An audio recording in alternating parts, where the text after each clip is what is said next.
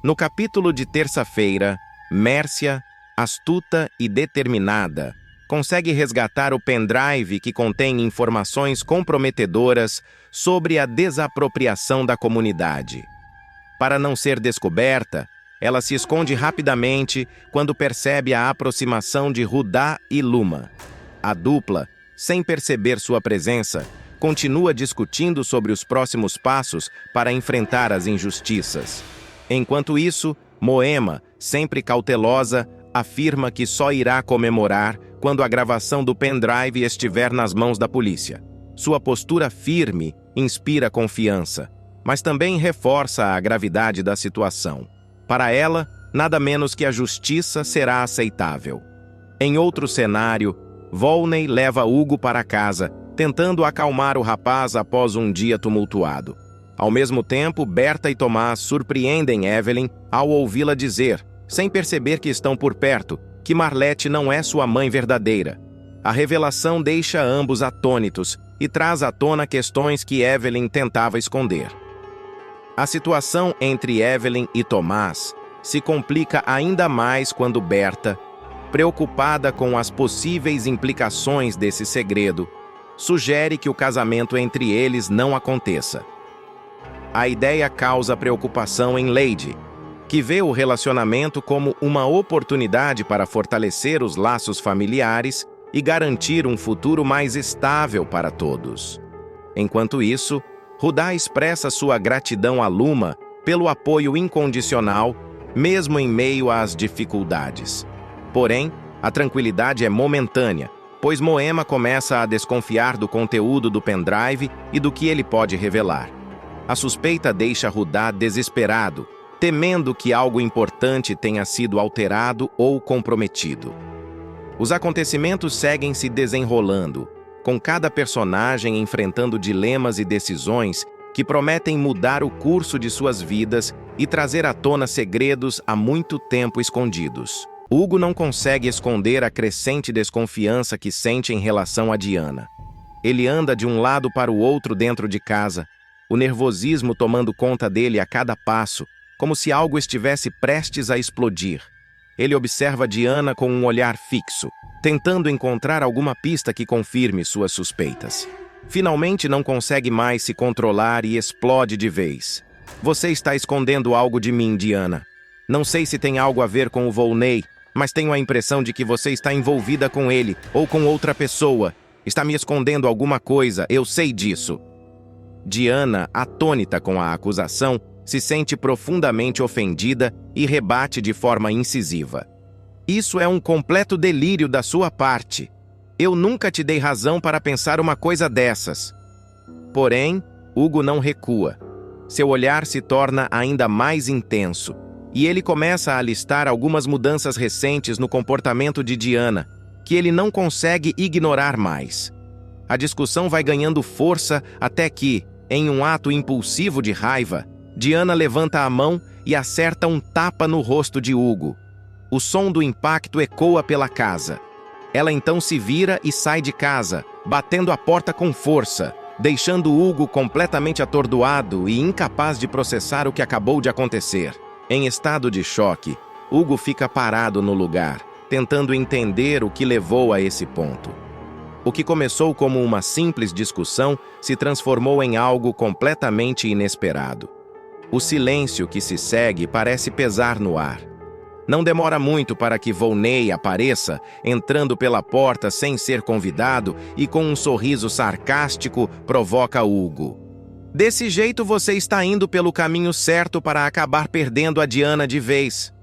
Hugo, já no limite de sua paciência, se vira rapidamente para Volney, com os olhos cheios de raiva, e exige com firmeza que ele se afaste da sua vida e da vida de Diana.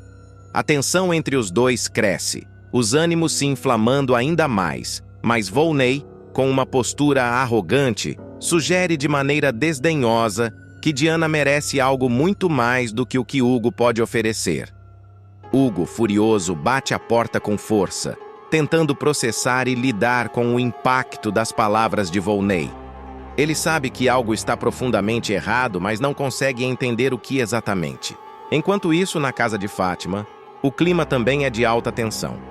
Após um comentário cruel e maldoso de Robson sobre o peso de Fátima, que parecia um ataque direto à sua autoestima, Fátima não consegue mais segurar sua raiva. Ela explode com uma voz carregada de dor e indignação. Você só sabe me diminuir, Robson! Você nunca pensa em como suas palavras me afetam! Como você pode ser tão insensível? Robson tenta se justificar, mas sua defesa não convence Fátima, que já está completamente tomada pela frustração e pela sensação de impotência. Irritado e sem saber como lidar com a situação, Robson decide sair de casa, batendo a porta atrás de si, deixando Fátima sozinha com suas emoções conflitantes e seu coração partido. Ela se senta sozinha, tentando entender o que está acontecendo, quando Diana chega, oferecendo um apoio silencioso, sem precisar de palavras. As duas, sentadas no sofá, compartilham suas frustrações de uma maneira silenciosa, mas intensa. Diana, com o coração pesado por suas próprias acusações de Hugo, começa a desabafar com Fátima sobre o que aconteceu entre eles. Fátima, por sua vez, começa a confessar como Robson destrói sua autoestima com seus comentários maldosos. Em um momento de cumplicidade e sinceridade, Diana, com um olhar profundo e cheio de empatia, toma a decisão de mostrar a Fátima que ela tem um valor imenso. Olhe no espelho e veja o quanto você é incrível, Fátima. Não deixe ninguém te fazer sentir menor do que você realmente é.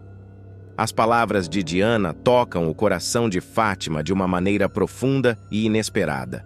Aquelas palavras simples, mas poderosas, criam uma conexão única e profunda entre as duas mulheres, marcando o início de uma amizade sólida e verdadeira, construída na base da compreensão e apoio mútuo. Diana e Fátima estão no quarto, compartilhando um momento de intimidade silenciosa.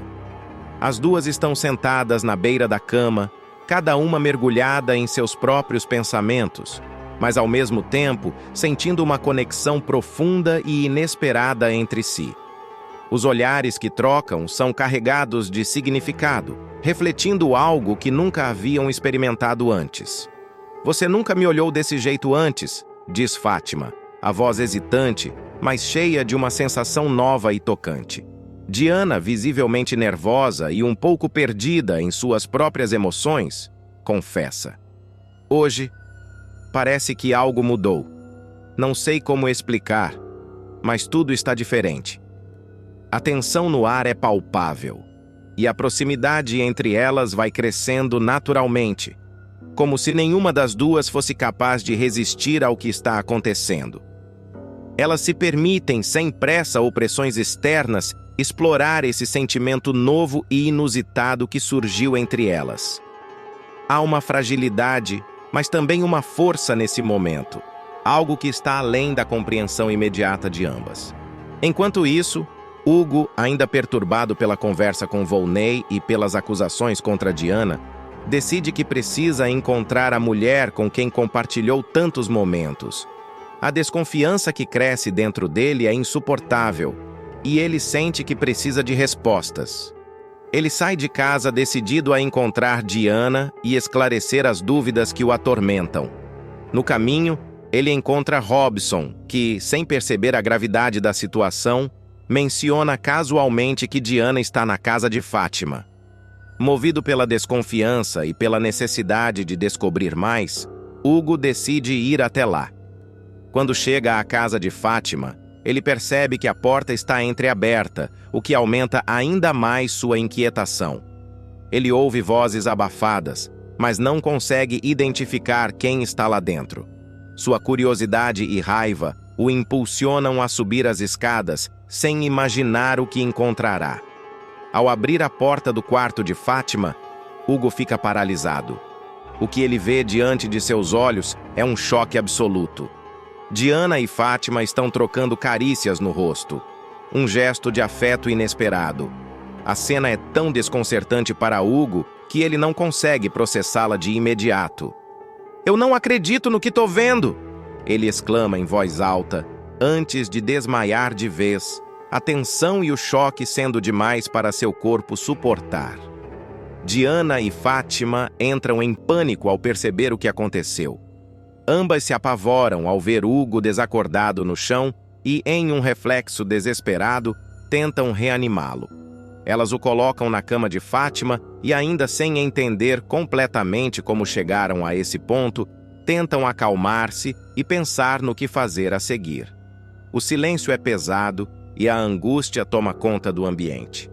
Quando Hugo finalmente começa a recobrar os sentidos e abre os olhos, ele olha para Diana, ainda confuso e abalado. Sua mente tenta processar a cena que testemunhou, mas tudo parece um turbilhão de emoções. "Você está tendo um caso com a Fátima?" Ele pergunta com incredulidade na voz, não conseguindo acreditar no que viu. Diana, embora nervosa e com o coração acelerado, tenta manter a calma, sabendo que a situação é muito mais complicada do que Hugo pode imaginar. "Não, Hugo. Nós somos apenas amigas. Nada mais além disso", ela responde, tentando convencer Hugo de que ele está errado. A resposta não é suficiente para tranquilizar Hugo, mas ele concorda, ainda desconfiado em sair com Diana. No entanto, algo mudou dentro dele e a desconfiança continua a pairar no ar. Enquanto isso, Fátima, sozinha no quarto, fica refletindo sobre o que acabou de acontecer. Ela não consegue parar de pensar na intensidade do momento que compartilhou com Diana, algo que nunca imaginou que fosse viver, mas que, agora, parecia impossível de ignorar. Diana e Hugo retornam para casa, mas o clima entre eles continua carregado de tensão. Apesar de Hugo ter aceitado a explicação de Diana, um resquício de desconfiança permanece entre eles, como uma sombra que não pode ser afastada. Hugo tenta se convencer de que tudo não passou de um mal-entendido, mas a luta interna é forte. Ele ainda não consegue confiar plenamente em Diana, e a dúvida continua a corroer sua paz de espírito. O silêncio que se segue é pesado, e as palavras de Diana, embora sinceras, não conseguem dissolver completamente o ressentimento que ele sente. Ela, por sua vez, tenta manter uma fachada de calma, mas o peso da situação também a afeta profundamente. Embora ela tenha explicado seus sentimentos e suas intenções, sabe que a confiança de Hugo foi quebrada e que a reconstrução desse vínculo será um processo longo e doloroso. Enquanto isso, na casa de Fátima, ela se encontra sozinha, sentada em silêncio, imersa em seus próprios pensamentos turbulentos. A mistura de culpa e fascínio que sente pelo que aconteceu entre ela e Diana a assola. Seus gestos, suas palavras e a forma como Diana a olhou e a tocou deixaram marcas profundas em seu coração. Fátima não consegue entender completamente o que ocorreu, mas é impossível ignorar a intensidade do momento que compartilhou com Diana. Ela se vê forçada a repensar a relação que sempre considerou ser uma simples amizade, algo agora dilacerado por emoções que ela nunca imaginou sentir. A amizade, que até então era o alicerce de sua relação com Diana, se transformou em algo mais complexo e confuso. Ela se pergunta se o que aconteceu foi um desvio temporário ou se há algo mais profundo e duradouro nas entrelinhas da conexão que agora compartilham. Hugo não consegue afastar a cena do quarto de sua mente. Ele revive as imagens de Diana e Fátima trocando carícias, e cada vez que tenta afastar o pensamento, ele volta com ainda mais força. Ele alterna constantemente entre a dúvida e a tentativa de acreditar no melhor em Diana, mas o impacto daquela cena foi grande demais para ser simplesmente ignorado. Para ele, a situação revelou mais do que apenas uma possível traição. Expôs a fragilidade de seu relacionamento, a insegurança que ele sempre sentiu, mas nunca quis admitir. Seus próprios medos, as inseguranças que ele escondia até de si mesmo, vieram à tona de maneira abrupta, e ele se vê lutando para encontrar uma maneira de reconstruir a confiança que parecia inabalável até então.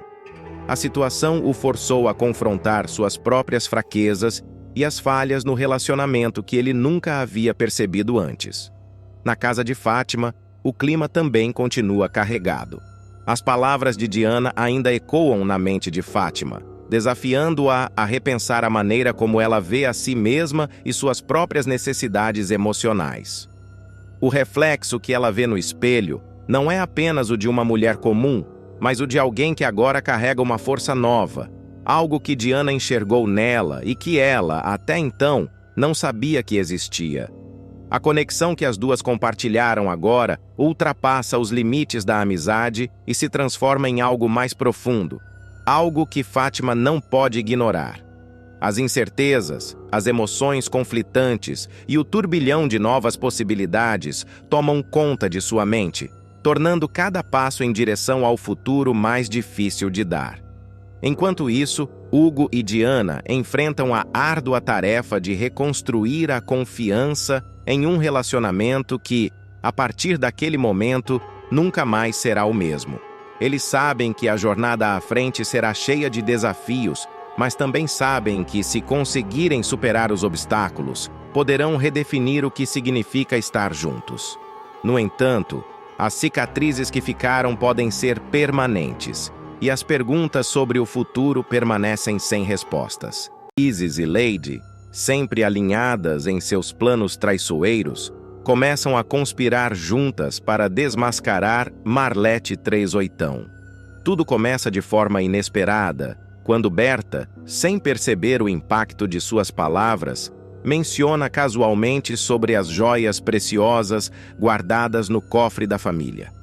Durante um momento descontraído, ela comenta com Isis, de maneira despretensiosa, que a senha do cofre é a data de nascimento de seu único filho, Henrique. Essa informação, aparentemente inofensiva, acende uma ideia brilhante na mente de Isis, que rapidamente começa a arquitetar um plano maquiavélico. Sem perder tempo, Isis decide que irá se aproveitar desse deslize de Berta. Seu objetivo é simples: roubar as valiosas joias da família e, ao mesmo tempo, incriminar Marlete. Dessa forma, ela planeja fazer parecer que Marlete é a verdadeira responsável pelo roubo. Com um sorriso malicioso estampado no rosto, Isis caminha até o cofre, aproveitando um momento em que a casa está silenciosa. Determinada e fria, ela insere a senha com facilidade, usando a data de aniversário de Henrique. Assim que a porta do cofre se abre, ela se depara com o brilho das joias e, sem hesitar, pega todas elas. Depois, cuidadosamente, coloca os itens roubados dentro da bolsa de Marlete, deixando tudo perfeitamente posicionado para criar o flagrante ideal. Pouco tempo depois, Berta retorna e, ao notar o desaparecimento das joias, entra em pânico. Sua reação imediata é começar a acusar todos que estão por perto, questionando com intensidade cada pessoa presente na casa. No entanto, Marlete, que observa toda a confusão de longe, começa a sentir que algo está muito errado. Seu instinto a alerta de que está sendo vítima de uma armação. Mantendo a calma, ela permanece em silêncio, mas seus olhos atentos captam todos os movimentos ao redor. À medida que o clima fica cada vez mais tenso, Berta decide tomar uma atitude drástica. Determinada a resolver o mistério, ela começa a revistar um por um. Quando chega a vez de Marlete, as joias são encontradas dentro de sua bolsa. Contudo, ao contrário do que Isis esperava, Marlete não se desespera. Em vez disso, ela reage com uma confiança surpreendente, afirmando que já sabia que as joias estavam lá. Com um tom sarcástico, ela faz uma piada sutil, insinuando que tudo aquilo é obra de A Loirinha, referindo-se diretamente a Isis. A acusação velada de Marlete deixa todos desconcertados, especialmente Berta. Enquanto a situação esquenta e as tensões atingem o ápice, Berta tenta manter a calma e juntar as peças desse quebra-cabeça. Lentamente, ela começa a perceber que Isis pode estar escondendo algo muito maior do que imaginava. A desconfiança cresce e a máscara de Isis começa a rachar. Isis, tomada por uma raiva crescente ao perceber que seu plano inicial não saiu como esperado, decide que é hora de intensificar sua ofensiva contra Marlete. Determinada a eliminá-la de vez do jogo, ela busca conselhos de Lady e de Surley. Durante uma conversa cheia de intrigas, Surley sugere um plano ainda mais ousado e agressivo: fazer Marlette desaparecer temporariamente, incapacitando-a com um truque envolvendo um suco dopado. Isis, sempre disposta a arriscar tudo para alcançar seus objetivos, aceita a ideia de imediato e se encarrega de preparar a armadilha. Com um plano em mente, Isis cuidadosamente prepara o suco, misturando o conteúdo com o sedativo. Ela espera o momento ideal para oferecer a bebida a Marlette, fingindo um gesto amigável. No entanto, Marlette, sempre desconfiada das intenções de Isis, observa atentamente seus movimentos. Quando o momento chega, Isis, tentando ser discreta, faz a troca dos copos, entregando a bebida supostamente inofensiva à sua rival. Porém, em um erro desastroso, Isis, distraída em sua raiva e confiança excessiva, acaba bebendo o suco dopado. Em poucos minutos, ela começa a sentir os efeitos do sedativo e, sem conseguir reagir, cai em um sono profundo, deixando Marlette com uma oportunidade de ouro. Aproveitando-se da situação inesperada, Marlette decide virar o jogo a seu favor. Com cuidado, ela leva Isis para a cama de Berta, colocando-a em um lugar onde sua ausência não levantaria suspeitas imediatas. Então, ela pega o celular de Isis, determinada a encontrar algo que possa desmascará-la. Usando a digital da adversária adormecida, Marlette desbloqueia o aparelho e começa a vasculhar freneticamente mensagens, fotos e registros. Durante sua busca, ela se depara com provas comprometedoras, incluindo mensagens trocadas entre Isis e Lady, que confirmam sua conspiração para incriminá-la. Enquanto investiga, Marlette encontra algo ainda mais chocante: uma gravação de áudio em que Lady, aparentemente sem filtros, detalha toda a trama. A gravação é uma confissão completa, que pode incriminar não só Isis, mas também outros envolvidos. Armada com essas informações, Marlette decide confrontar Lady, ansiosa por respostas sobre os segredos do passado.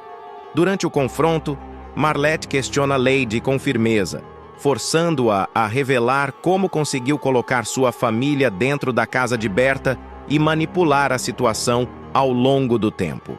Lady, com um sorriso frio e irônico, decide falar. Ela revela que Isis foi responsável por ordenar que Guga removesse Henrique de seu caminho, criando espaço para sua própria manipulação. Além disso, Lady confessa um segredo ainda mais impactante. Tomás, que todos acreditavam ser o neto legítimo de Berta, na verdade é filho biológico de Guga e Isis, um fato que muda completamente a dinâmica da família. Marlette, sem demonstrar pressa ou desespero, envia todas as provas que encontrou para o próprio e-mail, garantindo que teria acesso mesmo se o celular de Isis fosse recuperado. Com um senso renovado de poder, ela se afasta da conversa, sabendo que agora possui as cartas mais valiosas do jogo. Marlette, antes vista como uma simples empregada, passa a ser a figura que controla o destino de todos ao seu redor. Quando Berta se depara com Isis em sua cama, o cenário já está completamente fora de controle. A tensão no ar é palpável. Marlette, com um sorriso enigmático, se aproxima e revela de forma fria e calculista que ela havia trocado os copos e, em sua armação, Isis estava profundamente envolvida em um plano ainda mais traiçoeiro: fazer com que Berta perdesse sua herança para Evelyn e seu filho, Tomás. A revelação é um choque para Berta, que não consegue acreditar no que está ouvindo. Ela exige explicações imediatas de Marlette, sua confiança na empregada começando a ruir. Sem hesitar, Marlette revela a verdade devastadora. Tomás, a quem todos acreditavam ser o neto legítimo de Berta, na verdade não é filho de seu falecido filho, mas sim o fruto de um relacionamento secreto entre Guga e Isis. E o plano para apagar Henrique, o verdadeiro herdeiro, foi arquitetado por Isis com o apoio de Evelyn. A mentira de Isis e sua manipulação são agora expostas de forma irrefutável. Quando Tomás, que ouvira a conversa, questiona sua mãe sobre as alegações, Isis, desesperada, tenta negar tudo, mas não consegue mais escapar da verdade. Marlete, com uma expressão triunfante, apresenta a gravação de Lady, onde ela revela todos os detalhes da conspiração, confirmando, sem sombra de dúvida, que o plano de Isis e Evelyn estava em andamento há muito tempo. O peso das palavras de Marlete cala todos na sala. A revelação arrasa Berta. Ela, atônita, não consegue processar a magnitude da traição que está diante de seus olhos. Em um acesso de fúria, ela confronta Isis e Evelyn, exigindo respostas e justiça por todo o sofrimento causado. Tomás, por sua vez, se revolta ainda mais com sua mãe. O ódio e a decepção transbordam, e ele revela, com nojo, que não quer mais saber dela, rejeitando-a de forma definitiva. A raiva dele é palpável, e as palavras que saem de sua boca são como uma lâmina afiada, ferindo profundamente Isis. O caos se instala na casa de Berta. O confronto entre todos os envolvidos atinge um ponto de ruptura, e Berta, furiosa com as traições e mentiras que vieram à tona, toma uma decisão drástica. Ela ordena que todos saiam de sua casa imediatamente.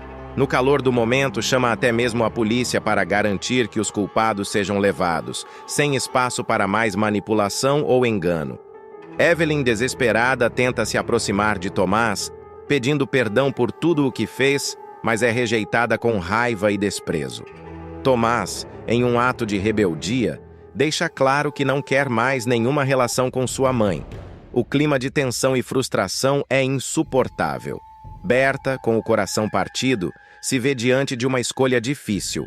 A grande questão agora é se ela conseguirá perdoar Tomás, apesar da revelação sobre sua verdadeira origem, ou se a mentira de Isis destruiu de vez a relação entre eles. Mavi está disposto a fazer tudo o que for necessário para destruir a vida de Viola.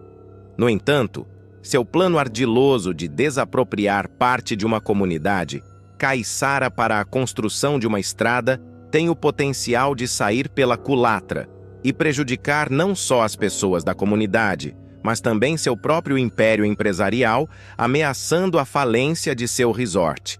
Mavi, um empresário ambicioso e calculista, acredita que, ao pressionar Viola por meio da destruição de sua comunidade e a ameaça de despejo dos moradores, ele será capaz de forçá-la a voltar para ele.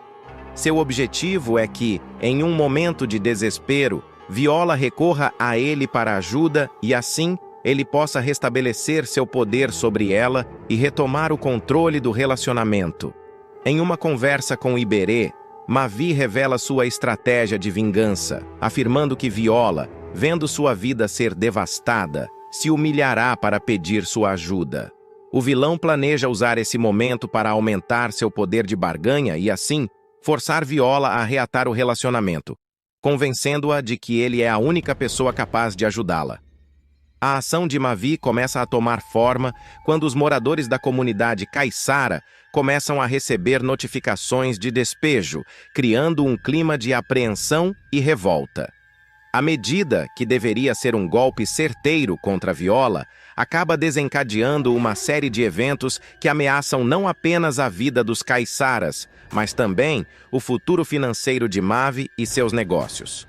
O que o vilão não prevê é que uma grande parte dos funcionários do seu resort vive na comunidade caiçara e, ao descobrir que ele está por trás das desapropriações, eles começarão a se revoltar contra ele. A revelação de Mavi como o responsável pela tentativa de destruição da comunidade é feita por Luma, que, em um ato de traição, entrega o segredo ao revelar a Viola o envolvimento de Mavi nas desapropriações. A verdade, que estava sendo escondida por trás de uma fachada de boas intenções, começa a se espalhar, gerando uma onda de insatisfação entre os empregados do resort. Mavi, que inicialmente acreditava que seus funcionários estavam incondicionalmente ao seu lado, Logo percebe a crescente hostilidade e desconfiança em relação à sua figura. À medida que os conflitos se intensificam, o resort de Mavi, que sempre foi um símbolo de sucesso e luxo, começa a enfrentar problemas internos graves. Os funcionários, outrora leais, agora se sentem traídos e desmotivados, e a falta de entusiasmo na equipe reflete diretamente na qualidade do serviço oferecido pelo resort. O restaurante de Luma, que sempre foi um dos pontos altos do resort, enfrenta uma queda significativa no movimento, com a equipe de cozinha e atendimento desanimada e propensa a sabotar o ambiente de trabalho. A situação vai de mal a pior quando, diante do prospecto de perder suas casas, os caiçaras, incluindo os funcionários do resort, se organizam para resistir ao plano de Mavi. Eles começam a agir contra o empresário, realizando sabotagens discretas no resort e nos seus negócios. O impacto disso é devastador para o Império de Mavi, que passa a enfrentar perdas financeiras significativas. O vilão, que imaginava que a ameaça de despejo levaria Viola a se humilhar diante dele, agora se vê em uma situação ainda mais delicada, com seus próprios interesses financeiros em risco. O resort de Mavi começa a sofrer com a queda no número de turistas e clientes, e a revolta dos moradores da comunidade se reflete diretamente no seu fluxo de caixa. Sem o apoio de sua equipe, que agora se volta contra ele, e com o prejuízo causado pelas sabotagens, Mavi começa a ver sua fortuna e sua reputação desmoronarem. Ele se vê entre a espada e a parede, já que a pressão da comunidade caiçara e a insatisfação de seus funcionários começam a ameaçar a sustentabilidade do seu negócio. A possibilidade de falência do resort, que parecia impensável no início da trama, começa a se tornar cada vez mais real. Por outro lado, Viola, que inicialmente estava sendo pressionada por Mavi, agora começa a ver uma possibilidade de reverter a situação. A revelação da verdadeira face do vilão e a resistência da comunidade caiçara criam uma oportunidade para que ela tome uma posição mais firme contra ele. À medida que Mavi perde apoio e enfrenta os danos financeiros causados pelas suas próprias ações, Viola, em um movimento estratégico, começa a buscar aliados e soluções para proteger a comunidade e, ao mesmo tempo, se distanciar ainda mais de Mavi. A postura de Viola, agora mais decidida e estrategista, começa a impactar diretamente a confiança que Mavi tinha em sua capacidade de manipular a situação. A luta pelo controle de um território e pelo futuro das pessoas envolvidas começa a tomar proporções ainda mais dramáticas. Mavi, ao ver sua arrogância sendo desafiada, começa a se desesperar. Ele tenta, em uma última cartada, mudar sua abordagem, oferecendo a Viola uma proposta de acordo que envolveria o perdão por parte dele, sob a condição de que ela aceitasse voltar a ser sua parceira. No entanto, a proposta de Mavi só reforça a determinação de Viola em nunca mais se submeter a ele. Ela recusa a oferta e decide tomar as rédeas da situação de forma definitiva. Ao perceber que, para sobreviver, ela precisaria agir com rapidez e inteligência, Viola começa a buscar alianças com outros empresários e políticos locais, fazendo uso de sua astúcia para proteger a comunidade caiçara e, ao mesmo tempo, enfraquecer o Império de Mavi. O vilão, isolado e pressionado, começa a sentir o peso de suas escolhas. Em paralelo, Luma, que sempre teve uma relação ambígua com Mavi, começa a se distanciar de sua influência. Ela percebe que seu futuro está em jogo e que, para proteger o restaurante e os amigos que ainda tem na comunidade, precisa se aliar à causa de Viola. Luma, que já enfrentava dificuldades com a falta de motivação de seus funcionários, agora vê uma possibilidade de redenção ao se colocar ao lado da resistência. Ela começa a articular ações para prejudicar ainda mais o resort de Mavi, ajudando na disseminação da verdade sobre seus planos e apoiando as mobilizações dos caiçaras. Mavi arma uma emboscada cruel para Moema, utilizando capangas leais e sem escrúpulos, que resultará em um ataque violento e impiedoso contra Moema.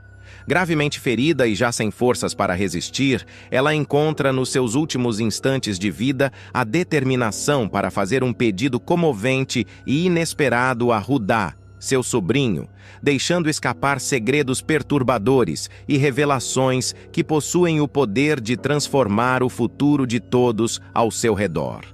Tudo começa a se desenrolar logo depois que Moema descobre um plano maquiavélico de Mavi para arruinar e destruir a comunidade onde todos vivem.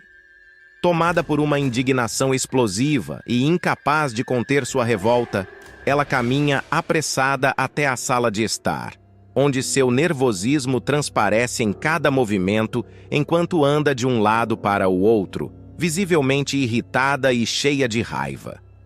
Nahum, que está tranquilamente sentado no sofá, observa a cena com um olhar preocupado, enquanto Rudá, em pé próximo à janela, mantém os olhos fixos na tia, compartilhando de sua apreensão.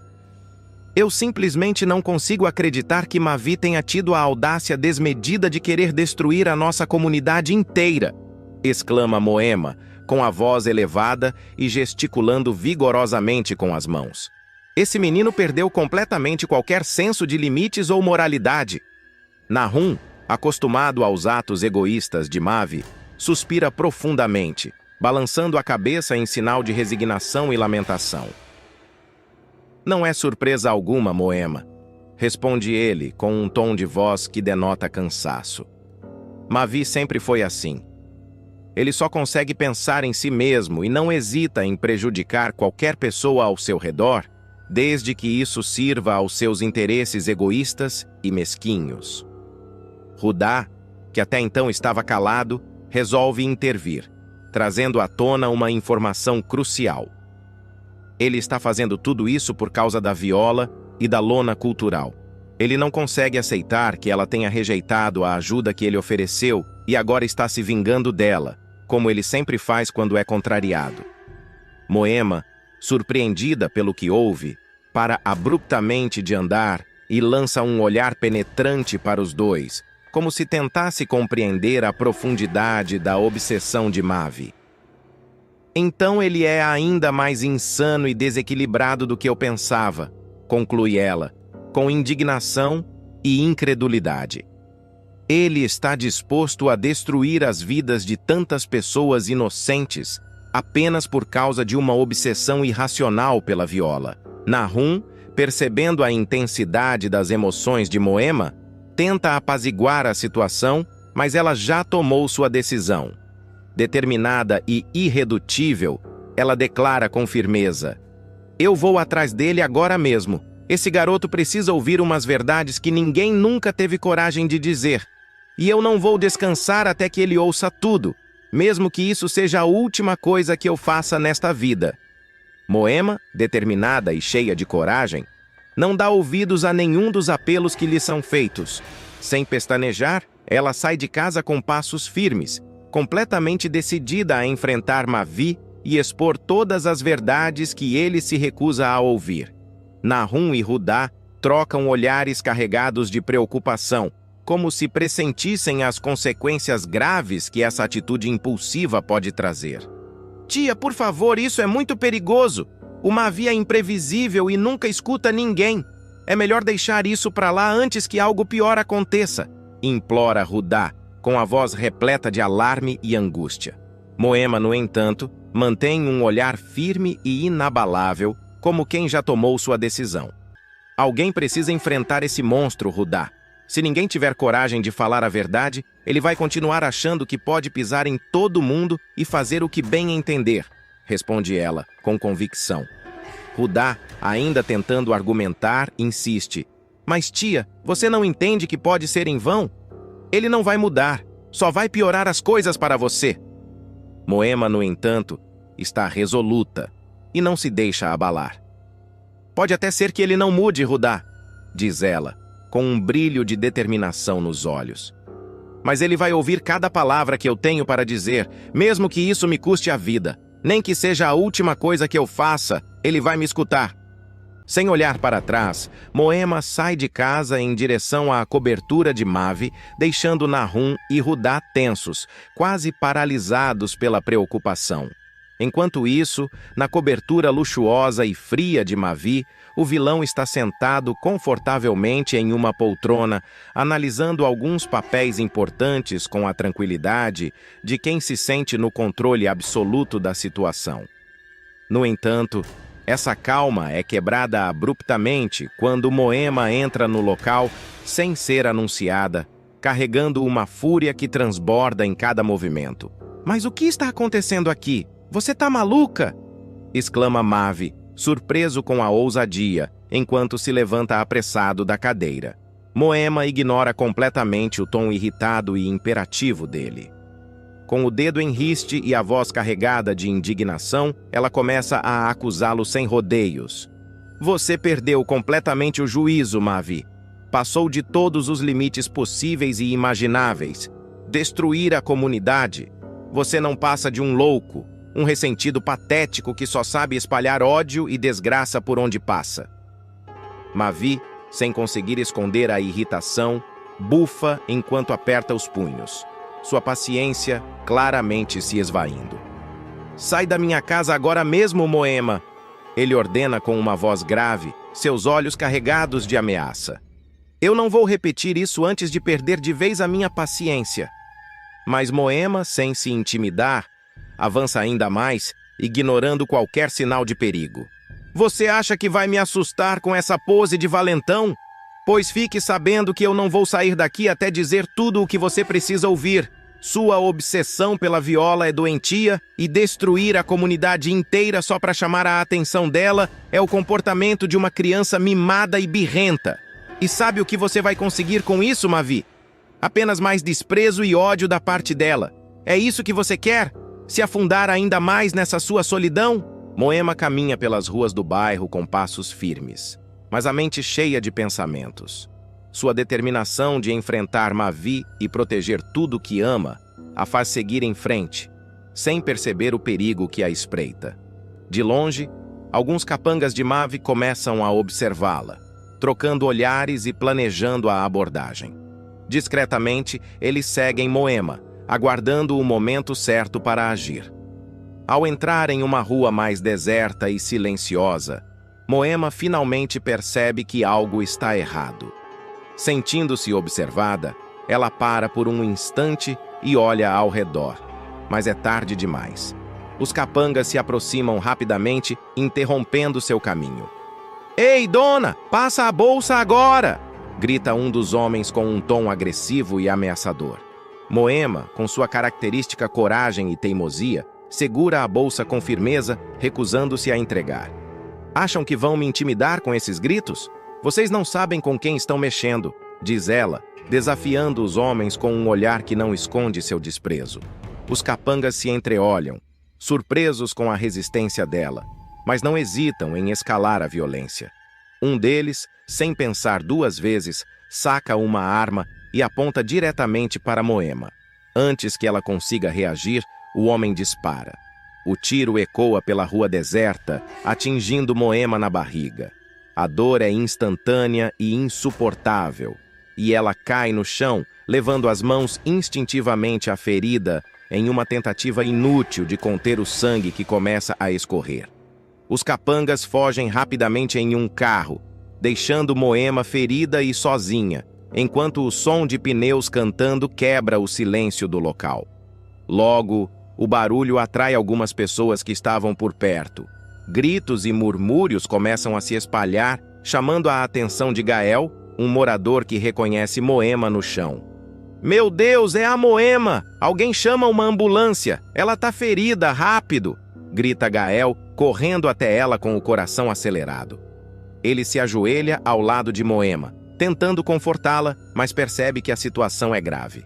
Sem perder mais tempo, ele corre até a casa dela, batendo freneticamente na porta.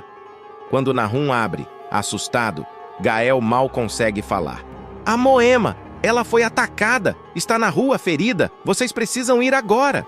Nahum e Rudá saem correndo, quase tropeçando na pressa de chegar até ela. Ao encontrarem Moema, ambos entram em desespero ao vê-la caída no chão, pálida e com a respiração enfraquecida. Nahum tenta socorrê-la, enquanto lágrimas escorrem pelo rosto de Rudá. "Tia, aguenta firme, nós vamos te salvar", ele diz, a voz embargada de emoção. Mas Moema sabe que seu tempo está se esgotando. Com um fio de voz, ela segura a mão de Rudá e faz um último pedido, com os olhos cheios de urgência. "Rudá, proteja o Iberê. O Mavi não pode saber a verdade."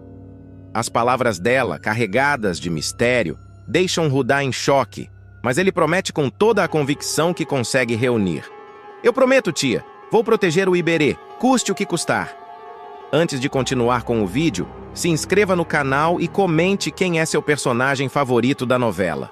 Após a trágica morte de Cristiano, Mania de Você assume novos contornos emocionais, trazendo à tona questões de recomeço e superação. Michele, uma jovem ainda marcada pelo luto, é o centro dessa nova fase. A dor pela perda de Cristiano ainda está fresca, mas a vida, com sua imprevisibilidade, colocou em seu caminho Daniel, um homem que promete transformar sua realidade e desafiá-la a reescrever sua história.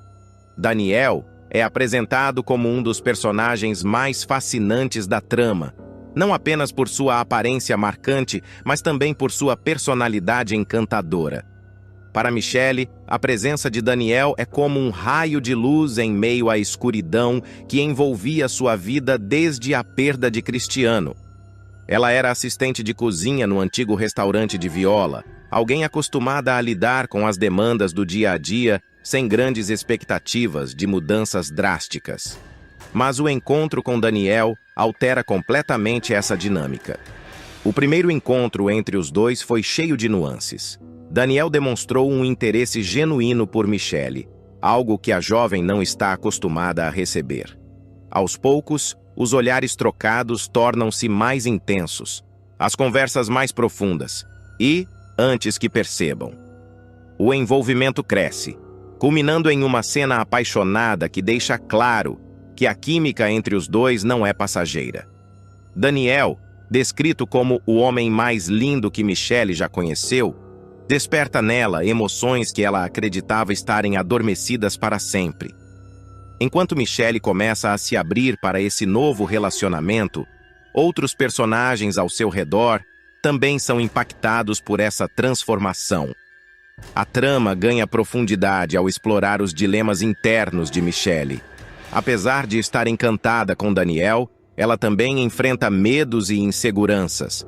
Afinal, recomeçar não é fácil, especialmente quando o passado ainda lança sua sombra sobre o presente. Contudo, o romance com Daniel simboliza mais do que uma simples relação amorosa. Ele é um convite para que Michele reconstrua sua vida, que tome as rédeas de seu destino e permita-se viver plenamente.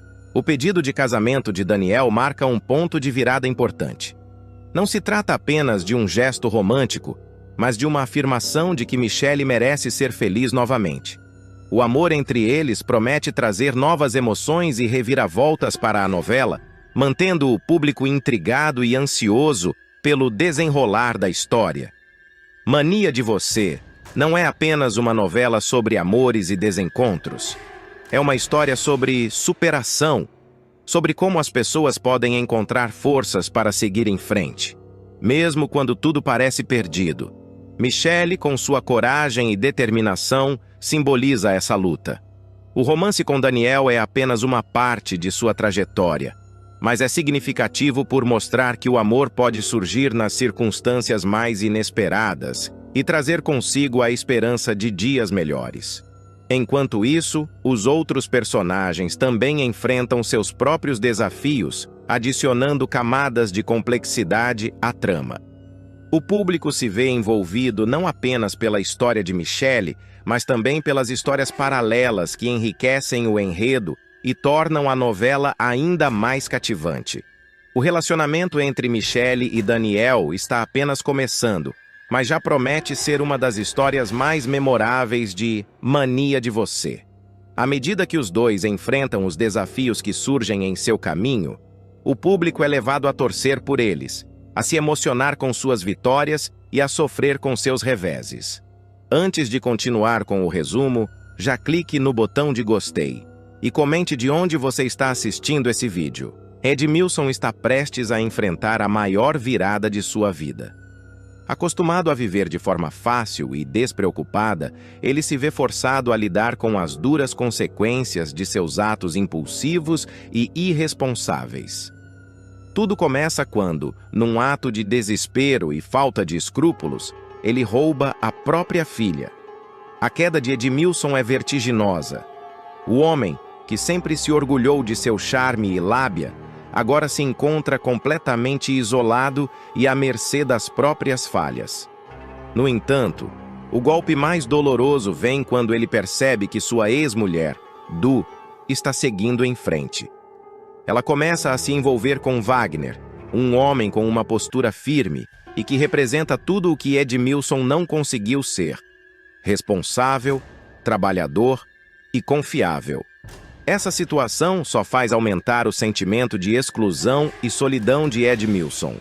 Ele começa a entender que, desta vez, não terá ninguém para salvá-lo das consequências de suas ações. Sem ter para onde ir, Edmilson percebe que corre o risco real de virar morador de rua. As noites solitárias e a fome iminente tornam-se suas companheiras, e a arrogância, que outrora era sua marca registrada, começa a desmoronar. É nesse momento de desespero que Bruna, namorada de Yarley, decide intervir. Apesar de conhecer a fama de Edmilson como um malandro e manipulador, Bruna não consegue ficar indiferente à situação dele. Movida pela compaixão, ela pede a Hugo que ajude Edmilson a encontrar um emprego. Bruna acredita que, com uma oportunidade, ele poderá se reerguer e evitar o fundo do poço. Hugo, relutante no início, decide ajudar. Ele consegue uma vaga para Edmilson no resort Albacoa, onde o homem é contratado para trabalhar como carregador de malas. Para Edmilson, acostumado a uma vida de ostentação superficial e esquemas duvidosos, essa nova realidade é um choque. Carregar malas de hóspedes ricos parece um golpe em seu orgulho. No entanto, ele não tem escolha. Essa oportunidade, ainda que humilde, é sua única chance de evitar a miséria total. A adaptação ao novo trabalho é difícil. Edmilson, em sua arrogância habitual, considera o serviço uma humilhação. Vocês venceram, família vingativa, eu me ajoelho, me submeto a essa degradação, desabafa ele enquanto tenta processar a gravidade de sua nova realidade. A necessidade de trabalhar duro pela primeira vez na vida lhe impõe uma dura lição sobre humildade. Entretanto, ele não aceita essa lição facilmente.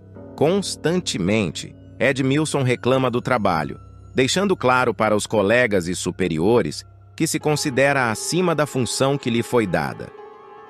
Minha mãe não me criou com talquinho cheiroso para eu ficar carregando mala de bacana. Isso é humilhação, não admito. Eu tenho honra. Eu tenho dignidade, ele grita em um momento de fúria. O discurso, que deveria evocar empatia, só reforça o quanto ele precisa amadurecer. A relação de Edmilson com os colegas de trabalho também é conturbada. Acostumado a manipular e enganar, ele tenta usar seu charme para conquistar simpatia e favores, mas logo percebe que as pessoas ali não caem em suas artimanhas. Aos poucos, ele começa a perceber que sua única saída é realmente se esforçar. A convivência com colegas que enfrentaram dificuldades ainda maiores do que as dele serve como um espelho, mostrando que o trabalho honesto, por mais duro que seja, pode ser motivo de orgulho. Enquanto isso, a família de Edmilson, especialmente Du e os filhos, observa de longe sua luta para se adaptar. Embora ainda ressentidos com ele, eles não deixam de reconhecer que algo está mudando. Edmilson, mesmo a contragosto, começa a encarar a realidade de que sua sobrevivência depende apenas de seu esforço.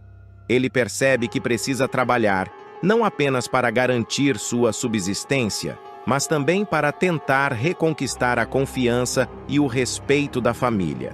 Mesmo assim, o processo é lento. Edmilson luta contra o próprio ego inflado, que insiste em rejeitar o trabalho pesado como indigno. Ele se sente constantemente dividido entre o desejo de abandonar tudo e o medo de voltar ao fundo do poço. Cada dia no resort Albacoa é um novo teste de resistência, tanto física quanto emocional. Ele começa a perceber que, para superar suas dificuldades, terá que enfrentar a parte mais difícil: mudar a si mesmo. Ao longo dessa jornada, Edmilson passa por momentos de reflexão e pequenas conquistas.